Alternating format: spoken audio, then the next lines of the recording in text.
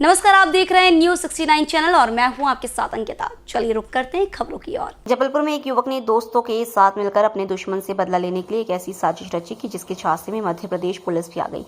जबलपुर के माड़ोताल में रहने वाले एक शख्स के हाथ में पहले तो गोली मारी गई, जिसके बाद घायल युवक ने पुलिस में जाकर एफआईआर दर्ज करवाई कि उस पर 2 लोगों के द्वारा प्राणघातक हमला किया गया है। घटना की गंभीरता को देखते हुए पुलिस ने तुरंत ही मामला दर्ज किया और घायल के बताए अनुसार आरोपियों की तलाश शुरू कर दी। 3 माह बाद पुलिस की जांच में जब पूरी बात आई तो कई चौंकाने वाले खुलासे हुए। पुलिस को पता चला कि जिस व्यक्ति ने अपने ऊपर फायरिंग होना बताया था, असल में उसने अपने एक दोस्त के कहने पर यह पूरा प्लान बनाया था और वह ही इस पूरी फिल्म का मास्टरमाइंड था, जिसने कि अपने कुछ साथियों के साथ मिलकर प्लान बनाया और फिर झूठी रिपोर्ट दर्ज करवाई। पुलिस ने इस फर्जी एफआईआर केस में अभी तक 2 आरोपियों को गिरफ्तार किया है, जबकि कुछ की तलाश जारी है। सर मोहित ने गोली मार दी है। 29 नवंबर की शाम को माड़ोताल थाना पुलिस को जानकारी लगी कि एक युवक को गोली लगने के चलते उसे घायल हालत में मेडिकल कॉलेज में भर्ती किया गया है। जानकारी लगते ही पुलिस की टीम मेडिकल पहुंची, जहां घायल से पूछताछ की गई तो उसने अपना नाम अशोक वंशकार बताया। घायल का कहना था कि वह सिद्ध बाबा साहू मोहल्ला जबलपुर में रहता है और रेत गिट्टी सप्लाई का काम करता है। 28 तारीख को नीरज तिवारी ने एक डंपर गिट्टी बरझाई पनागर की साइड में गिराने की बात 7,000 रुपए में की थी। 29 तारीख को नीरज तिवारी की साइड में जब गिट्टी पहुंचाई गई और उसे पैसे मांगे गए तो उसका कहना था कि कल घर आकर ले लाना, जिसके बाद अशोक ने डंपर वापस बुला लिया। जिसके बाद नीरज और अशोक के बीच फोन पर चमका विवाद और गाली गलौज भी हुई। रात को बाईपास में गोली मारी। पुलिस पूछताछ में अशोक ने बताया कि 29 तारीख को वह किसी काम से कटंगी बाईपास गया था। वहां पर पहले से ही नीरज और उसका दोस्त मोहित राजपूत खड़े हुए थे। जैसे ही दोनों ने मुझे देखा और पास आकर विवाद करते हुए मोहित ने पिस्टल निकाली और फायरिंग कर दी। अशोक ने बताया कि फायरिंग के दौरान वह नीचे झुक गया, जिसके कारण गोली उसके हाथ को छूते हुए निकल गई। इसके बाद दोनों वहां से भाग खड़े हुए। अशोक की शिकायत पर माड़ोताल थाना पुलिस ने नीरज और मोहित की तलाश शुरू कर दी है। पुलिस की जांच में पलट गई कहानी। अशोक की शिकायत पर पुलिस लगातार नीरज और मोहित की तलाश में जुटी हुई थी। इस दौरान पुलिस ने घटनास्थल में जाकर आसपास के लोगों से पूछताछ भी की और सीसीटीवी फुटेज खंगाले तो वहां पर नीरज और मोहित ना होकर अशोक का साथी विशाल पांडे अपने चाचा राजा पांडे के साथ दिखा।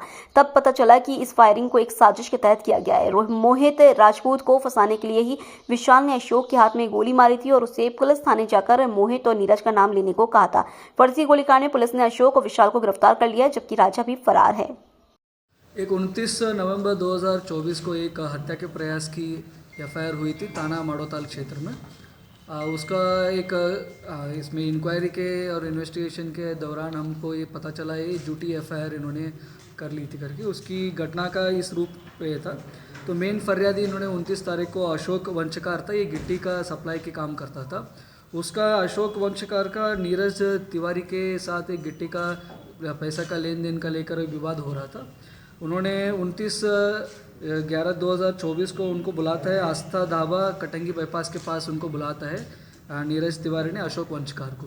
और उसके दौरान नीरज तिवारी के साथ उनका दोस्त रहेगा मोहित राजपूत और नीरज तिवारी ने दोनों मिलके इनको गंदी गंदी गालियाँ देने लगते हैं नीरज तिवारी को और अशोक वंशकार को। उसके बाद नीरज तिवारी ने उनका पैंट में रखा गया पिस्टल को लेके अशोक वंशकार के ऊपर फायरिंग करता है और उसी दौरान उनको बाएं हाथ में भुजा के पास गोली लगती है और गोली के बाद उनको चोट लगती है, वहीं पे गिर जाते हैं आदमी। उसके बाद उसको अस्पताल में एडमिट करते हैं। इसी घटना के आधार पर अशोक वंशकार फरियादी बन के नीरज तिवारी और मोहित राजपूत के खिलाफ 307 का मुकदमा कायमी हो जाता है। उसके बाद हमारा थाना प्रभारी माड़ोताल के अंतर्गत लीडरशिप में एक टीम हमने गठित करती है। उसके बाद हमने इन्वेस्टिगेशन शुरू करते हैं तो हमको पता चल जाते हैं नीरज तिवारी और मोहित राजपूत 29 नवंबर 2024 को आस्था ढाबा कटंगी के पास उसका लोकेशन वगैरह हम लेने के बाद हमको पता चल जाते हैं दोनों आरोपी वहाँ पे लोकेशन में था ही नहीं करके। उसके बाद हमको संशय आता है फरियादी के ऊपर अशोक वंशकार के ऊपर। हमने उसके बाद प्रॉपर पूछताछ शुरू करते हैं और आसपास के साक्ष्य वगैरह को हम और मुखबिर का वगैरह इंफॉर्मेशन भी हम इकट्ठा करते हैं। उसके बाद हमको ये पता चल जाता है ये मोहित राजपूत है, ये मतलब इन्होंने आरोपी बना लिया था अशोक वंशकार ने। ये मोहित राजपूत ने कुछ दिन पहले राजा पांडे की एक भतीजा है विवेक उर्फ चूहा पांडे, उनके खिलाफ एक 307 का मुकदमा इन्होंने कायमी करा लिया था आधार ताल उससे पहले इन्होंने मोहित राजपूत ने। उसके बाद इन्होंने क्या करते हैं राजा पांडे और दरोगा पांडे है उर्फ विशाल पांडे, इन्होंने दोनों मिलके ये प्लान करते हैं इनके खिलाफ इनको फंसाने के लिए, मोहित राजपूत को फंसाने के लिए एक झूठी एफआईआर करने के लिए इन्होंने प्लान करते। उसी दौरान दरोगा पांडे और राजा पांडे और उनके दो साथी राजा वंशकर और वह अमन ठाकुर, ये चारों लोग मिलकर प्लान करते हैं मोहित राजपूत को फंसाने के लिए। इन्होंने चारों लोग मिलकर अशोक वंशकार को भी इसमें ले लेते। वो अशोक वंशकार को ये दरोगा पांडे और बाकी 3 लोग मिलके उनको गोली का एक इंजरी उन्होंने पहुंचा देते हैं वहाँ पे पहले ही उन्होंने प्लान करके। उसके बाद उस प्रकरण को इन्होंने झूठी तरीके से इनको फंसाने के लिए नीरज तिवारी और मोहित राजपूत के खिलाफ इन लोगों ने एफआईआर कर ली थी। उसके बाद हमने टीम बना लिया थाना प्रभारी माड़ोताल और क्राइम ब्रांच और सीएसपी माड़ोताल के अंतर्गत। उसके बाद इन्होंने टीम वालों ने फाइंड आउट कर लिए, इन्होंने चारों लोगों ने प्लान करके उन्हें झूठी एफआईआर से फंसा लिया। इसी के दौरान हमने पनागर की टीम और माड़ोताल की टीम इनको कल उन्होंने दरोगा पांडे को और कुशाल पांडे को हमने कल गिरफ्तारी किया। और उसी के दौरान पनागर की टीम ने उनके तरफ से 3 पिस्टल को रिकवरी कर लिया। और उसी के दौरान माड़ोताल की टीम ने भी एक पिस्टल को मतलब घटना के क्रम में उन्होंने उपयोग किया था, उस पिस्टल को भी हमने बरामद कर लिया। अभी पुलिस ने दरोगा पांडे और अशोक वंशकार मतलब पहला पीड़ित था उनको भी इसमें आरोपी बना लिया। और बाकी 3 आरोपी लोग हैं इसमें, राजा वंशकार, अमन ठाकुर और राजा पांडे, ये तीनों लोग अभी फरारी है। और इसके अलावा ये दरोगा पांडे के खिलाफ एक पनागर थाने में 327 का भी एक इनके खिलाफ अपराध पंजीबद्ध था, उसमें फरार भी चल रहा था।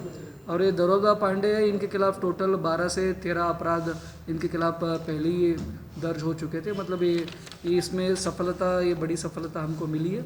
मतलब कोई भी आदमी ऐसा आगे सोचता है एक फर्जी एफआईआर बना के एक किसी दूसरे को फंसाने के लिए कोई भी प्लान करते तो उनके लिए एक समझाइश हो जाएगी एक ही। Thank you sir. एफआईआर से पहले इन्वेस्टिगेशन नहीं हो पाया था कि जो बंदा एफआईआर नहीं, कोई भी पीड़ित पक्ष हमारे पास आ जाता है, कोई भी इसमें बॉडी इंजरी वगैरह होता है तो उसमें हम तुरंत एफआईआर। इसी तरह की और खबरें देखने के लिए बने रहे हमारे साथ, देखते रहिए News 69 चैनल। जब तक के लिए धन्यवाद।